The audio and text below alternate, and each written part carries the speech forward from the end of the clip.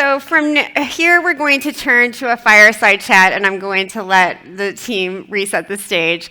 It's been really inspiring for me to hear from both Dee and Diego because they're at sort of, different ends of their farming careers, and it's so exciting to see how young farmers are learning from mentors who are part of Niman and from one another as well. I think there's a lot of information sharing that happens between young farmers that, maybe didn't happen 10 or 20 years ago, and it's a really exciting time for that. So I want to thank them again for joining me on stage. I get to do something very special right now, and that is invite Ambassador Ertharin Cousin, the founder and CEO of Food Systems for the Future, to the stage. Please give her a round of applause, and I'll continue introducing her.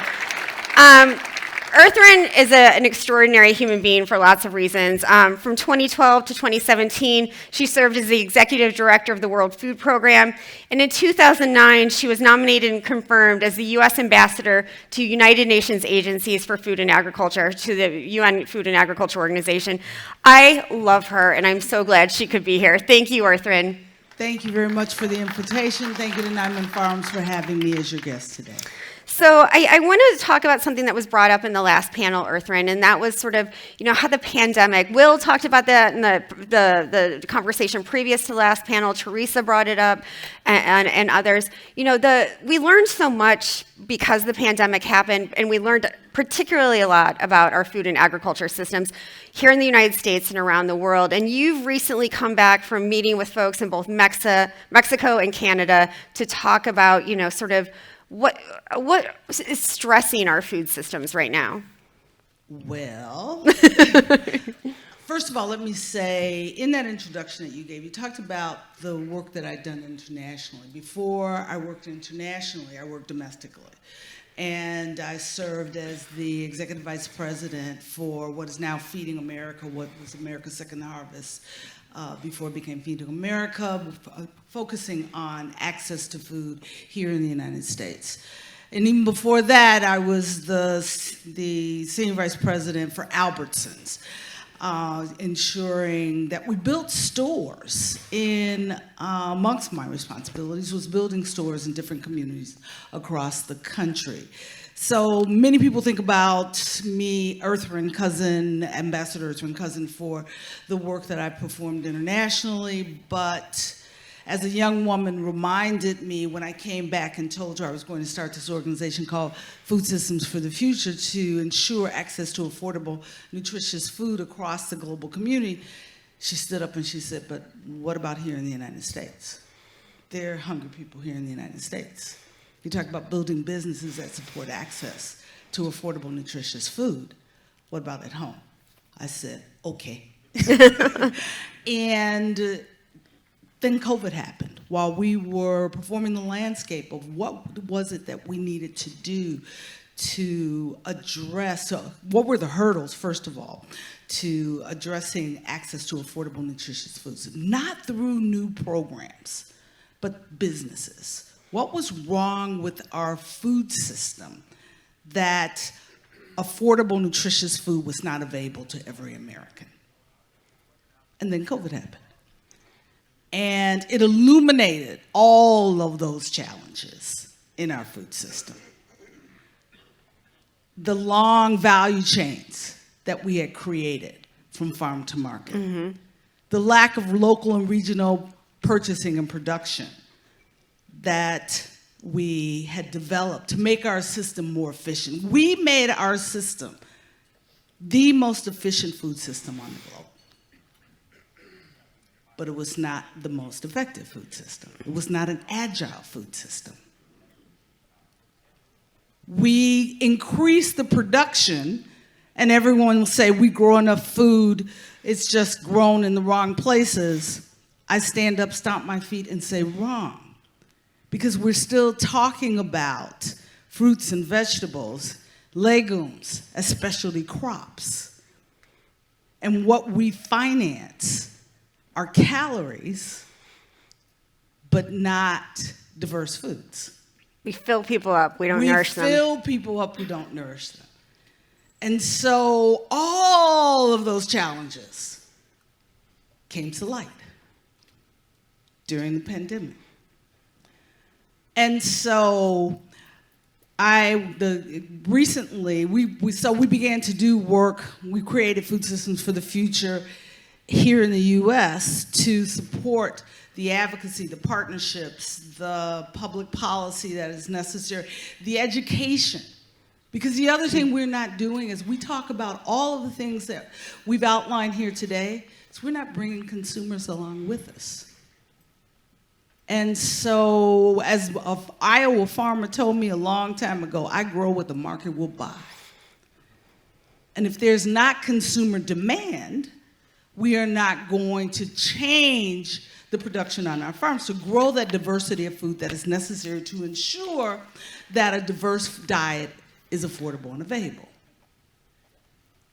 So that's where Food Systems for the Future came in. We've been performing the work from the advocacy side. We work with Will and his team and Judy and her team on the White House Conference on Hunger, Nutrition, and Health to get financiers, the VC firms, the private equity firms, to invest in food and agriculture businesses that can make food more affordable and nutritious. Then last year, we had, in 2023, 85 food and agriculture firms filed bankruptcy. And I can tell you the Silicon Valley boys started running from food and agriculture.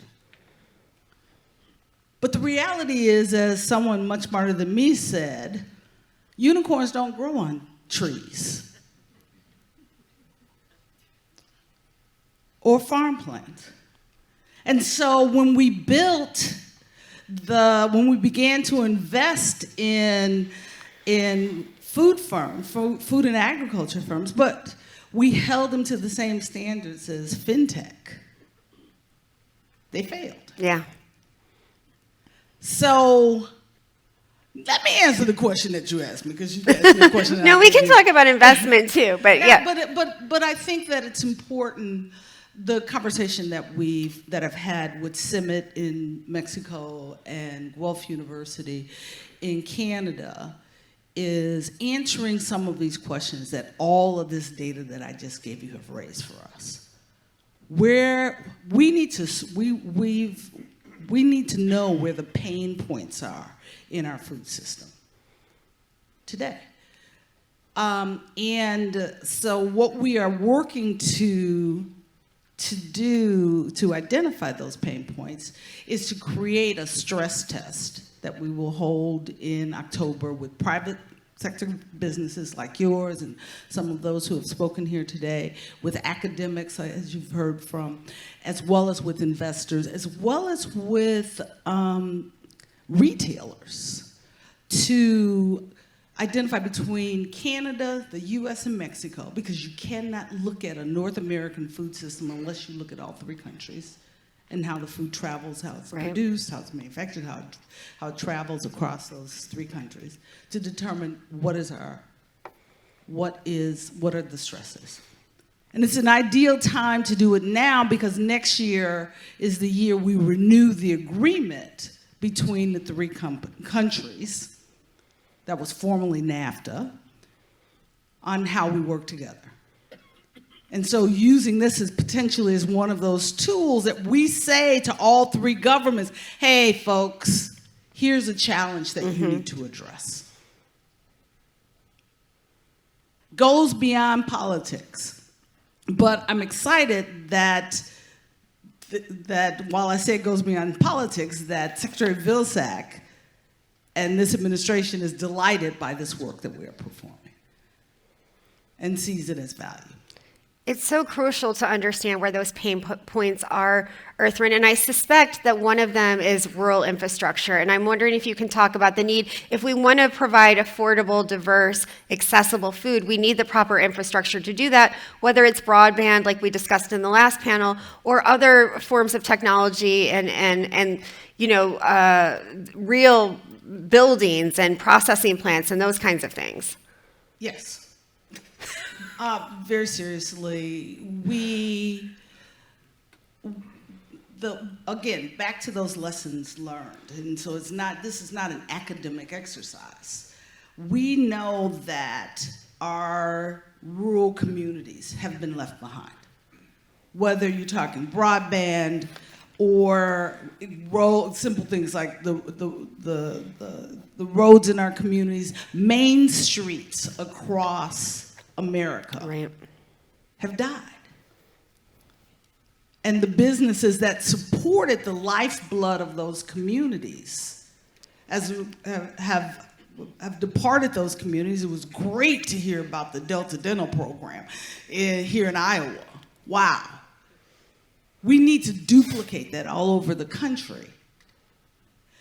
We know that 25% of all of the fossil fuel that's used on an annual basis is in the food and agriculture system. And it's in rural America. But as we talk about the transition to more renewable fuels, we're leaving our farmers behind. Again, we're leaving our farmers behind. We don't learn from past mistakes. We don't learn from past mistakes, but we know that it can happen. Because if you remember rural electrification, we electrified this entire country in a matter of decades because we put the commitment behind it. We had the consumer demand, we had the political will, we had the financing that was necessary, and the policies that were required. We can do it again. But we need to do it together. And it is not about pitting one community against another, one farmer against another. I had the privilege of co-chairing the Equity Commission for USDA over the past 2 years. And we issued our final report a couple months ago.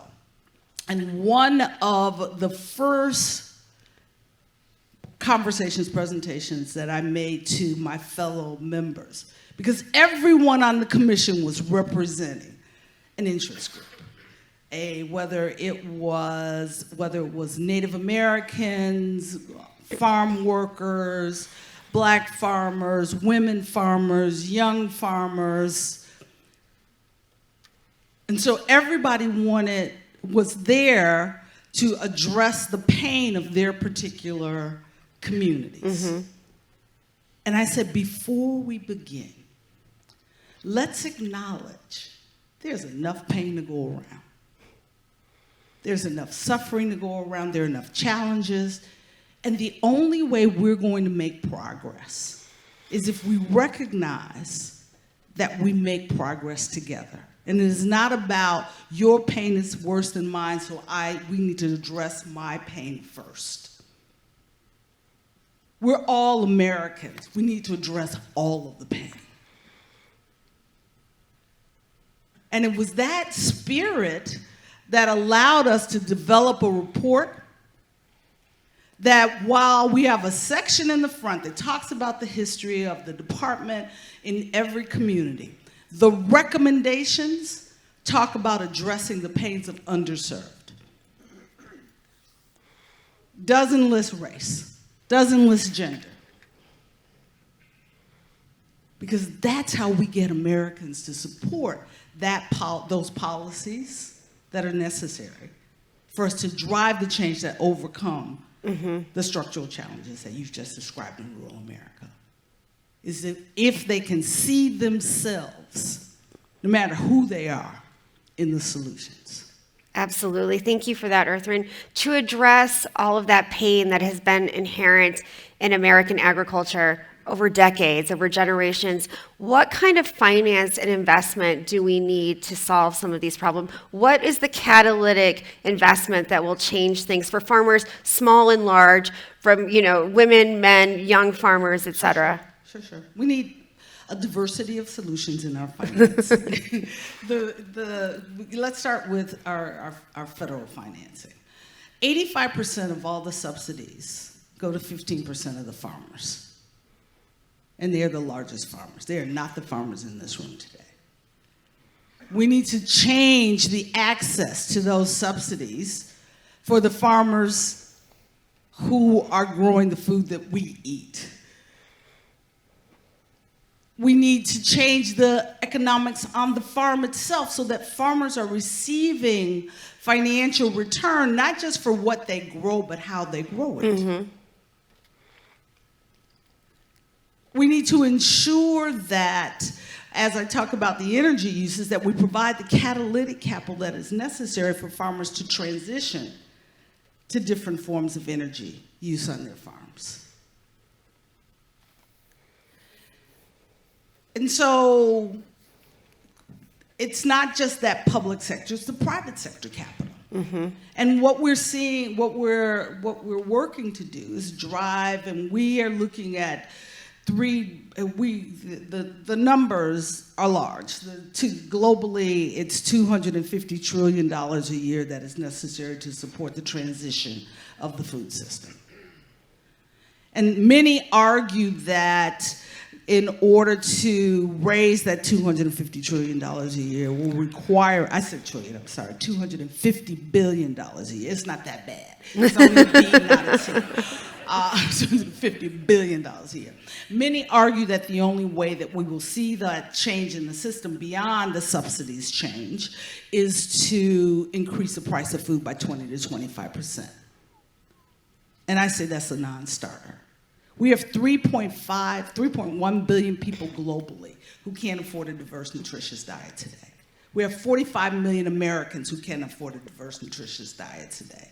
As we are defining the solutions, increasing the price of food is not amongst those solutions that we as a community can embrace. And I'm the skunk at the climate party.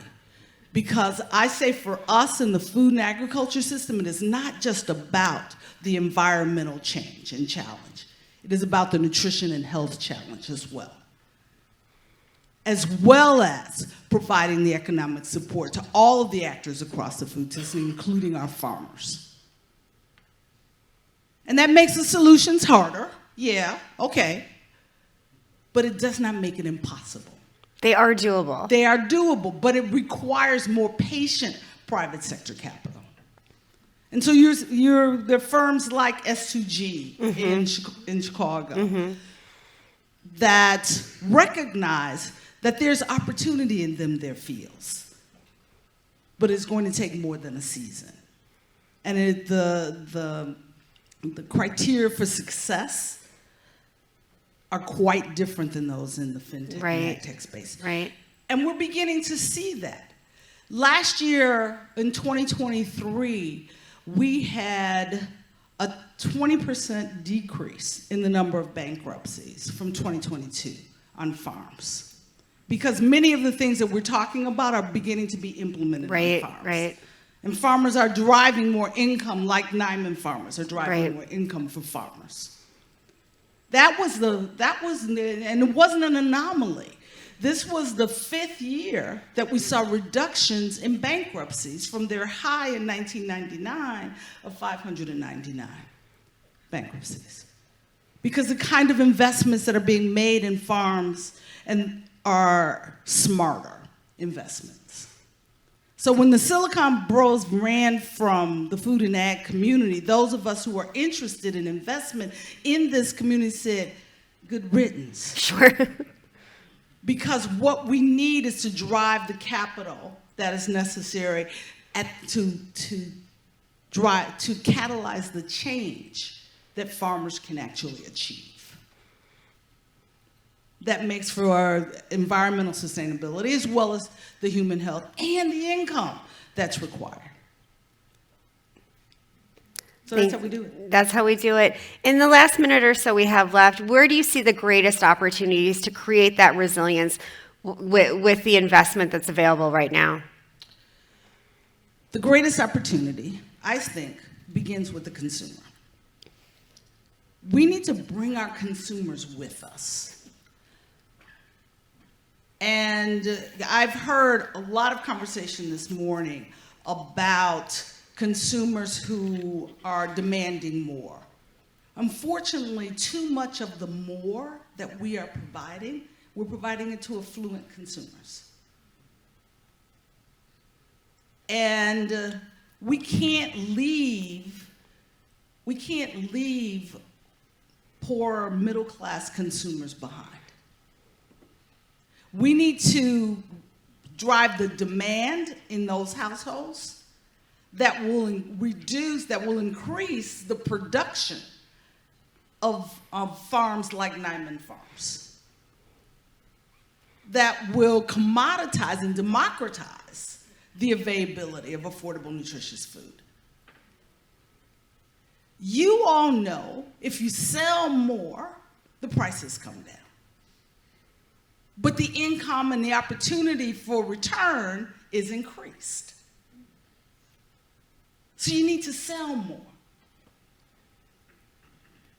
We also know that the opportunity is in the production side of this. We have an opportunity to get more creative, not just by creating local and regional manufacturing, but also by how we use those facilities in different ways to increase the economic return on local and regional production. That ultimately can provide more value to the farmers, as well as more opportunity for purchase to the consumers. None of this, this is not rocket science. Everything I know, I learned from people like you in this room. Because there's everything I've talked about today. One of you, 2 of you, 10 of you can raise your hand and say, I'm already doing that. Mm-hmm. The challenge is, what is it that we need to do to catalyze the system and so that everybody in the room can raise their hand and say, I'm already doing that. And that's how we make change.